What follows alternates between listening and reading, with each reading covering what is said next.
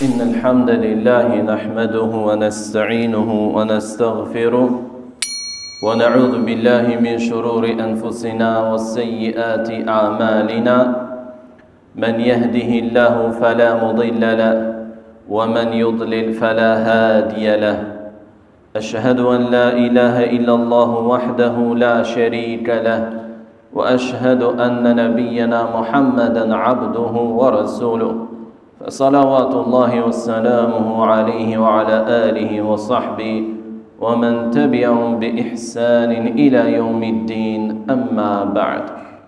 E falenderojmë Allahun e lartësuar, e lavdërojmë dhe madhërojmë atë, e njëkohësisht e lutim që të na ruaj dhe të na mbrojë nga veset dhe gabimet tona.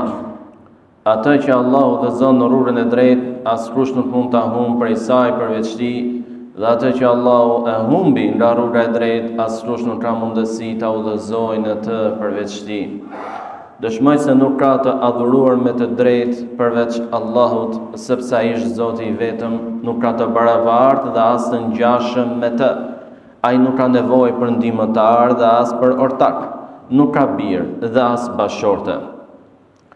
Gjithashtu dëshmoj se Muhamedi alayhi salatu wassalam është robi i Allahut. Pra njerëzit e tërë, njerëzit e tjerë, nuk ishte në dorë asgjë as për veten e tij dhe as për të tjerët, përveç asaj që i dha Zoti i tij prej përcjelljes, shpalljes, udhëzimit që i erdhi prej tij. E lutim Allahun e lartësuar që salavatet dhe nderimet e tij të jenë për të dërguarin e tij, familjen dhe sahabët e tij, por edhe për të gjithë besimtarët e tjerë deri në fund e në vijim.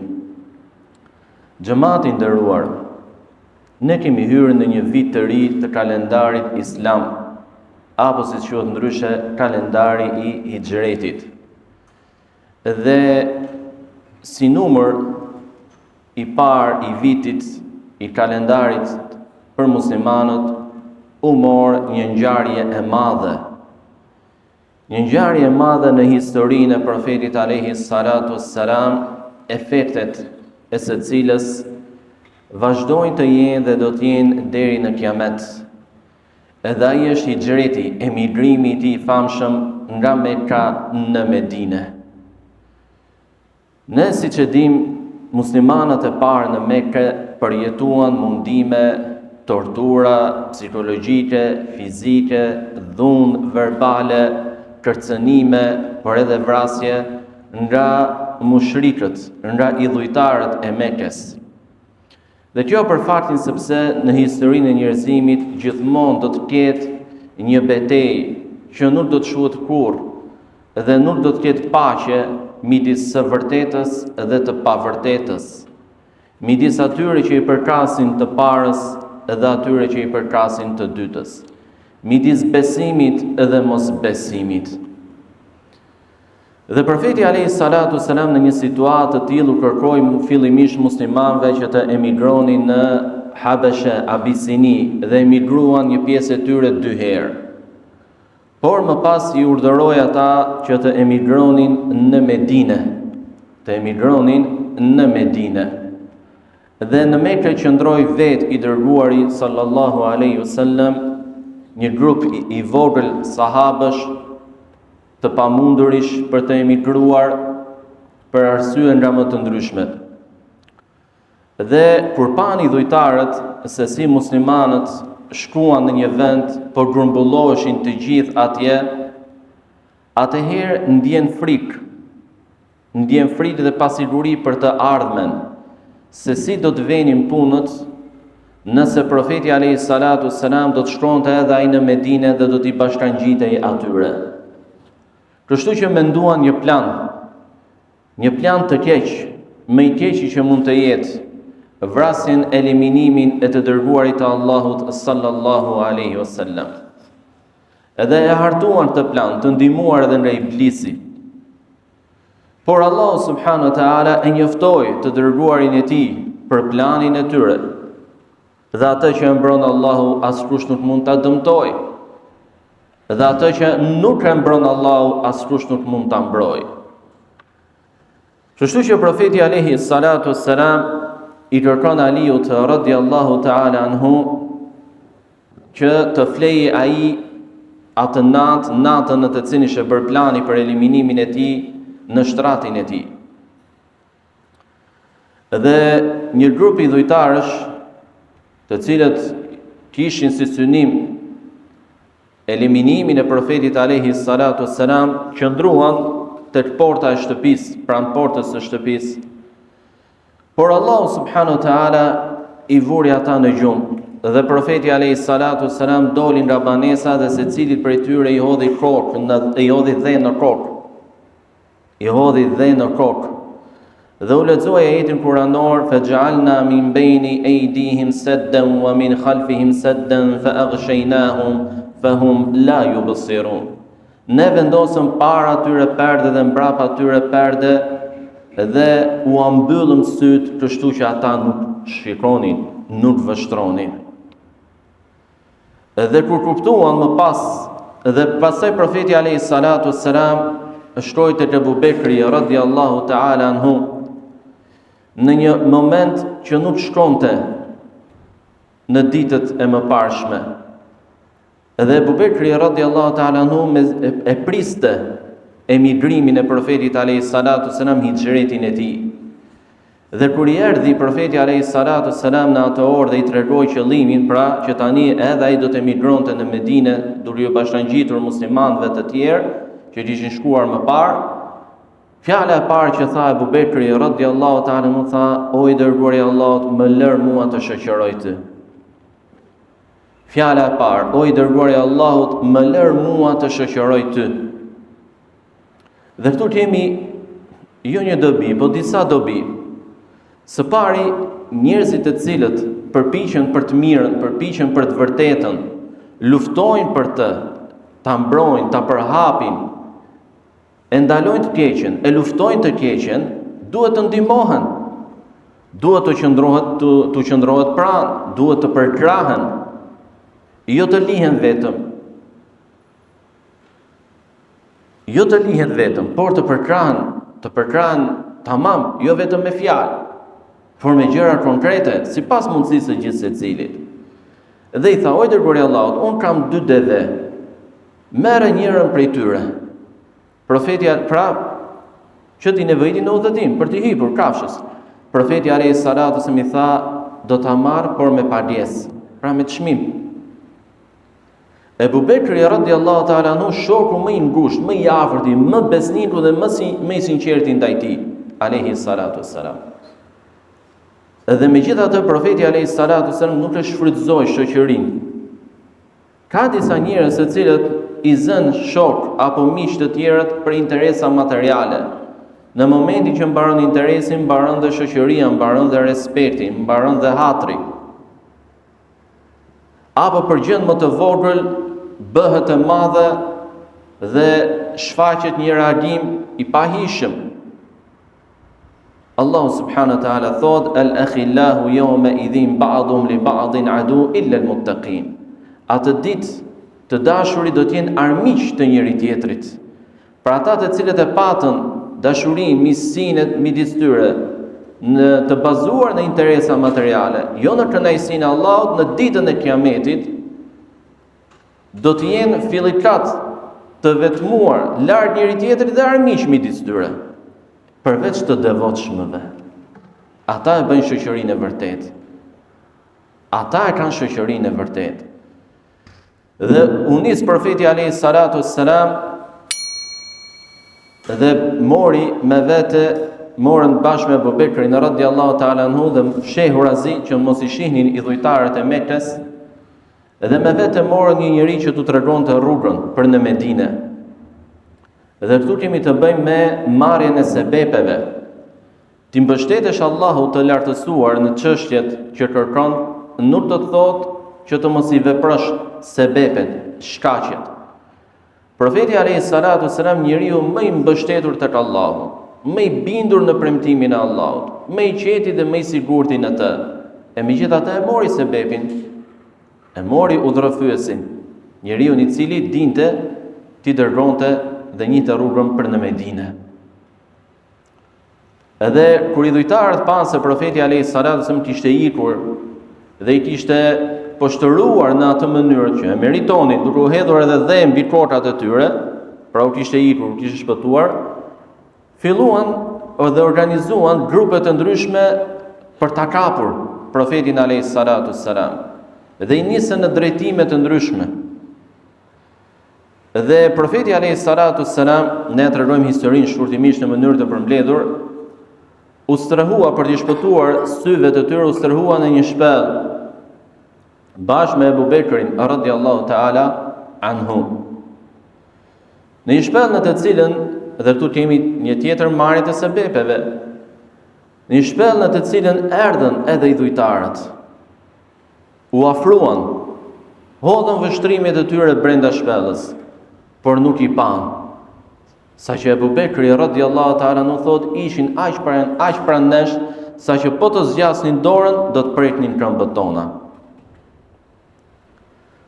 Por në një moment të tillë, të idhujtarëve në hyrje të shpellës, në errësirën e shpellës, profeti alayhi salatu wassalam shfaqi dhe ndriçoi atë errësirë në mënyrë figurative me besimin dhe mbështetjen e tij tek Allahu. Kur pa Abu Bekrin që ishte i frikësuar, jo për veten e tij, por për jetën e profetit alayhi salatu wassalam, e qetësoi duke i thënë: "Ja Abu Bekr, ma dhannuka bithnayni Allahu thalithuhuma." O Abu Bekr, çfarë mund të mendosh për dy veta nëse Allahu është i treti me ta? Pra për dy veta të cilëve Allahu ka premtuar mbrojtjen, ndihmën, përkrahjen e tij, pacënueshmërinë nga ana e tij, përmbushje të premtimit të tij. A mund t'i dëmtoj dikush? Askush. Nëse i plot fuqishmi të merr në mbrojtje, kush mund të bëjë dëm? Kush është ajo forcë? Kush është ajo krijesë që mund të bëjë dëm? Askush. إذ أخرجه الذين كفروا ثاني اثنين إذ هما في الغار إذ يقول لصاحبه لا تحزن إن الله معنا. Një qëndrim të fortë të besimit dhe mbështetjes tek Allahu, të cilin Allahu vetë përmend në Kur'an kur thotë: "Dhe kur ata mohuesit i nxorën, pra i dëbuan, profeti alayhis salam doli me vullnetin e tij, por doli i detyruar nga lëndimet, kërcënimet deri në tentativën e eliminimit të tij nga idhujtarët, nuk doli me dëshirën e tij, pa kënaqur nga Mekka apo klima e saj, mirëqenia në të, pasuria, varfëria në të e tjerë. Jo. Dhe kur i nxorën ata që ishin mohuar dhe të dy u gjenden në shpellë, dhe ai, profeti alayhis salatu wasallam, i thoshte shokut të tij: "Mos u mërzit." Idhujtarët pranë, në afërsinë që përmendëm, kishin ardhur për t'i eliminuar. E keqja më e madhe që mund t'i ndodhte një njeriu. Profeti alayhis salatu wasallam i qetë. Pse ishte i qetë? Se ishte marrë garancinë nga idhujtarët se nuk do t'i bënin gjë, se kishte pranë tij një ushtri që do t'i vinte në ndihmë, se do ta blente lirinë e tij, do ta këmbente me para e tjerë. Jo, kishte Allahun. Mos u mërzit, pse? Allahu është me ne. Allahu është me ne, mjafton. Njëjtë si qëndrimi Musait alayhis salam, që e përmendëm edhe në hutbet e mëparshme tani afër, kur u gjend midis detit dhe ushtrisë së faraonit. Dhe populli i tij humbi shpresat, por jo Musai, profeti i Allahut. Çfarë tha? Kalla inna ma'i rabbi sayahdin. Kur s'do na kapin. Pse? Sepse me mua është Allahu, tha. Mjafton. Sepse me mua është Allahu. Mjafton. Dhe pas idhujtarët u larguan dhe profeti alayhis salatu wasalam arriti në Medinë dhe aty ndërtoi shtetin Islam. Aty zbritën më pas ligjet, rregulla të ndryshme, u lejua lufta për muslimanët, të cilët tani ishin në një stad tjetër, në një nivel tjetër. Prandaj Umeri radhiyallahu ta'ala anhu, në kohën që ishte halife dhe kërkohej për mbarvajtjen e punëve të qeverisë të shtetit, kërkohej për cartimin e një kalendari, ashtu siç e kishin edhe popujt dhe qytetërimet e tjera, zgjodhen që të ishte pikërisht viti i në të cilin ndodhej hijreti. Sepse vitin e të cilin ndodhi hijreti shënoi edhe ndryshimin e gjendjes së muslimanëve. Nga një gjendje në të cilën ishin të dobët, të shtypur, të frikësuar, të pasigurt për jetët e tyre, për pasuritë e tyre, për të afërmit e tyre, me shkuarin dhe emigrimin hijretin në Medinë, tani ishin të qetë, të sigurt, të fortë, me një shtet të konsoliduar që po konsolidohej pro pasroa vit pas viti dhe u përcaktua që si një vit që shënonte edhe një triumf për muslimanët. Dhe u zgjodh muaji Muharram, në të cilin ne jemi aktualisht, si muaji i parë i vitit për disa arsye. Edhe pse hijreti nuk ndodhi në këtë muaj, por u zgjodh muaji Muharram, një nga arsyet është sepse edhe në kalendarin përpara shpalljes tek arabët muaji Muharram ishte muaji i parë i vitit. Edhe për t'ia lehtësuar njerëzve dhe për të mos e prishur këtë renditje, vazhdoi të mbetet por ky muaj si muaji i parë i vitit. Aqulu qawli hadha wa astaghfirullaha li wa lakum wa lisa'iril mu'minina min kulli dhanb fastaghfiru innahu huwal ghafurur rahim. Alhamdulillahi rabbil alamin wal 'aqibatu lil muttaqin wa la 'udwana illa 'alal zalimin wassalatu wassalamu ala ashrafil mursalin nabiyina Muhammad wa ala alihi wa sahbihi wa man tabi'ahum bi ihsanin ila yawmiddin amma ba'd. Ngjarja e hijretit është një ngjarje shumë e rëndësishme, është shumë e madhe. Është një ngjarje që pikë së pari shënon se çfarë pozite duhet të ketë tauhidi, akidja, besimi tek zemra e muslimanit. Sahabët me nërkrye profetin alayhi salatu wassalam për hatër të fesë, për hatër të Allahut, për të ruajtur besimin e tyre, akiden e tyre, sakrifikuan gjërat më të çmuara materiale. Lanë vendin e tyre. Disa prej tyre lanë dhe pasuritë. Disa prej tyre lanë edhe një pjesë, lanë edhe familjarë të tyre, të pamundur për t'i marrë me vete. Duke u ndarë nga ata, duke u ndarë pa e ditur se sa gjatë mund qëndronin larg tyre.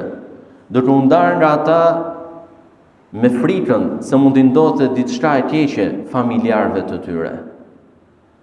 Kjo tregon sakrificën që duhet bëjë muslimani për të ruajtur fenë e tij, të mos e këmbej fenë e tij me interesa të kësaj bote, dhe as të mos e bëj fenë e tij mënyrë, mjet për të përfituar të mira materiale nga kjo botë.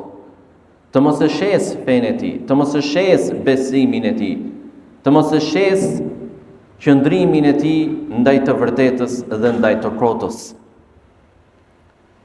Ne jetojmë në një vend, në një shoqëri ku shirku dhe kufri, mohimi dhe idhujtaria janë shumë të përhapur. Sa shqetësohemi ne për të gjë që është gjëja më e keqe, që është zullumi më i madh. Më i madh edhe se vetë zullumi që bëjmë pushtetarët ndaj këtij vendi, në vjedhjen e pasurive të këtij vendi. Sepse është shkelje të drejtës së Allahut. Kjo është një çështje që ne si musliman duhet na shqetësoj. Dhe nga ky shqetësim duhet të na bëjë neve të reagojmë. Cili është reagimi? Të përhapim të vërtetën. Profeti alayhi salatu wassalam, pikërisht për këtë gjë, për përhapjen e të vërtetës, u lëndua ai dhe sahabët e tij. U godit, u rrah, u ofendua, sahabët e tij u vranë, duke nisur që në Mekë. E megjithatë, duruan, sakrifikuan. Ne nuk e kemi një rrezik të tillë në këtë vend, alhamdulillah. Askush nuk na burgos, askush nuk na torturon, askush nuk na grabit diçka që është e jona pse i ftojmë të tjerët në Islam. Por na mungon ndërgjegjësimi, shqetësimi në lidhje me këtë çështje. Ne duhet shqetësohemi për zullumin më të madh që ndodh. Duhet shqetësohemi kur shohim se si njerëzit në turma të mëdha në ditë të caktuara të vitit shkojnë në disa vende në formë pelegrinazhi gjoja të shenjta. Njëtë ndej nga jugu e njëtë ndej nga veriu. Dhe shkojnë dhe numri i tyre është i madh. Ne duhet na shqetësoj fakti që ndërmjet miqve tanë, prumshinjve tanë, të afërmve tanë, ka akoma njerëz që i bëjnë shirk Allahut. Dhe që është zullumi më i madh. Ndërkohë që profeti alayhis salatu me sahabët e tij sakrifikuan për të gjë u lënduan. Edhe sado e rënd që t'jetë situata dhe sado ta refuzojnë thirrjen tënde, mos i humb shpresat. Në vetë historinë e hijretit, kur njërë nga idhujtarët që ishte nisur për të kapur profetin alayhis salatu wassalam, arriti ta shohë, ta gjejë dhe t'i afrohet, profeti alayhis salatu wassalam u lut kundra tij. Ai ra nga kali dhe thau dorën, dhe i tha: "O Muhammed sallallahu alaihi wasallam, lutu për mua që të shërohem." Sepse ata e dinin që ai ishte i vërtet. E dinin që ishte me të vërtet i dërguar nga Allahu. Profeti dhe i tha: "Nëse bën të gjë, unë të garantoj se do t'u them të tjerëve që ti nuk je nga kjo anë, nuk je ke kjo rrugë. Pra do t'i çojnë në drejtime të ndryshme." Profeti alayhis salam u lut, u shërua dora e tij. Edhe i tha: "O Suraka", i tha, "Mendo, tha, kur të vi koha që ti do të veshësh stolit e Kisras." Kujt po i thoshe? Po i thoshe një banori të Mekës. Dhe Mekka atëherë nuk ishte fuqi ushtarake, dhe as politike. Suraka i çelitur tha: "Do të vesh stolit e Kisras, mbretit të Persëve." Kur ja tha profeti alayhis salam, ja tha dhe një kohë që po i ishte, pra ishte i pasigurt për veten e tij. Ndërkohë që i jepte atij një premtim tepër të largët, tepër të madh në mendjet tona. Dhe ashtu ndodhi. Prandaj sado që ta refuzojnë thirrjen tënde, sado i rënd që të jetë halli jot, vështirësia jote, vazhdo të mendosh mirë për Allahun. Ti bëj detyrën tënde. Ftoj njerëzit në Islam. Kaq kërkohet nga ne, nuk kërkohet më shumë. Dhe zemrat janë në dorë të Allahut, i rrotullon si të dojë. Nuk janë në dorën tonë. Dhe as nuk na kërkoi Allahu këtë gjë, por thjesht belliq ma unzila ilayk. O i dërguar, për cila atë që është zbritur nga Zoti yt. Këtë gjë bëri dhe profeti alayhis salatu wassalam. Por për cilja e Islamit kërkon dhe mençuri. Nuk mjafton vetëm dëshira e mirë. Nuk mjafton vetëm xhelozia për fenë e Allahut, por duhet edhe urtësia, duhet edhe mençuria. Siç e veproi në mënyrën më të mirë i dërguari i Allahut sallallahu alaihi wasallam. Dikush mund ta refuzojë, duro. Mos u nxe. Ndoshta herën e dytë, herën e tretë, herën e katërt, e merr prapë, e merr atë fjalë. Dikush e merr që në fillim, dikush e merr më vonë. Detyrë për ty është thjesht të përcjellësh, jo të nxehesh. Askush nuk është më xhelos për fenë se i dërguari i Allahut sallallahu alaihi wasallam. Dhe bëri davën me mençurinë më të plotë në mënyrën më të mirë. Elusim Allahun e lartësuar që na bëjë neve prej banorëve të xhenetit, na ruaj nga zjarri i xhehenemit, na japi neve të mira në këtë botë dhe të mira në botën tjetër. Elusim Allahun e madhëruar t'i pranoj veprat tona të mira, t'i fali gabimet tona, na mëshiroj neve dhe të gjithë muslimanët, të gjallët dhe të vdekurit për tyre. T'i udhëzoj të afërmit tanë, ta udhëzoj këtë popull, të largoj nga ky vend çdo ves, të largoj nga ky vend çdo fatkeqësi, të largoj nga ky vend zemërimin e tij dhe të zbresin mbi ne mëshirën dhe kënaqësinë e tij. Elusim Allahun e madhëruar të mos i japi pushtet mbi ne asnjë zullumqari, asnjë tradhtari, asnjë arroganti, por me mirësinë dhe mëshirën e tij të vendos mbi ne njerëz besimtar që i frikësohen Zotit të tyre dhe mëshirojnë popullin e tyre. Allahumma salli ala Muhammedin wa ala ali Muhammed kama sallaita ala Ibrahim wa ala ali Ibrahim innaka Hamidun Majid. وبارك على محمد وعلى آل محمد كما باركت على إبراهيم وعلى آل إبراهيم إنك حميد مجيد وأقيموا الصلاة